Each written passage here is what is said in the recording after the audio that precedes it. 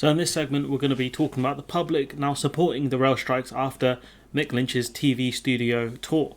And there's a specific reason why I'm going to be talking about this beyond just the insanity that British people can apparently change their opinions on things. Never knew that could happen. So public opinion has shifted dramatically in support of the rail strikes by the RMT trade union, a new poll has found. This was done over the last couple of weeks. Pollsters' opinion found 45% of the public now say they support the stoppages, with just 37% opposed to it. So you can see, almost half the public support it now.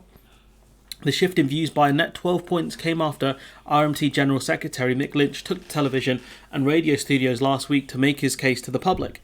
And point being is that he just said these companies are making profit, their rates go up by RPI, our wages don't go up by RPI, how is that fair?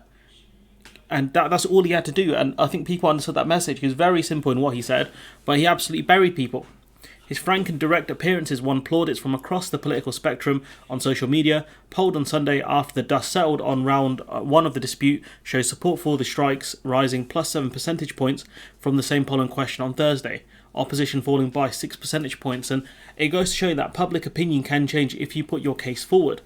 Polling ahead of the strike was mixed, with pollsters suggesting people believe the walkouts were justified, but stopping short of full support. So people may be saying, I understand it, but I don't like it.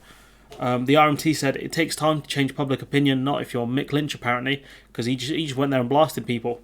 It's no easy task, however. Day by day, hour by hour, more people see through the Tory lies about modernisation and realise how vital it is to support rail workers. The government was widely criticised for refusing to intervene ahead of the strike, which they could have done. The RMT said more strikes could take place. But the simple fact is, what he did was made a very simple case forward, and that was it. That's all he needed to do, and that's what Labour could do. I've seen one of the YouTubers talk about how Labour need to wait for public opinion to catch up with where they are. That's not the case at all. The way to change public opinion is by going on TV and making your case simple and straightforward. Same thing that Brexiteers did. Immigration wasn't that big of a talking point for the British public back in 2010, but because Brexiteers kept banging on about it and kept making very simplistic arguments, the public were like, oh, this seems like a good idea. Turns out it wasn't, but in Mick Lynch's case, it was a great idea, what he's doing pushing the strikes. Because at the end of the day, railway workers have to fight for better wages, like everyone has to.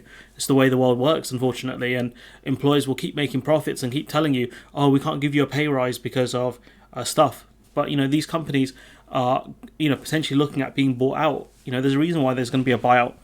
There's a reason why these companies run these rail lines, despite claiming they don't make any money off them. They just take the money through dividends. It's ridiculous. But things go up by RPI except wages. But anyways, I'm going to leave it there. Shows you that public opinion can change if you do it right. And it's up to Labour to finally figure that out now, because the RMT did this with the Labour Party pretty much attacking them on certain occasions. But anyways, I'm going to leave it there. Let me know what you think in the comments below. Like, comment, share, subscribe. Support the channel on Patreon if you can. And hopefully I'll see you in the next one.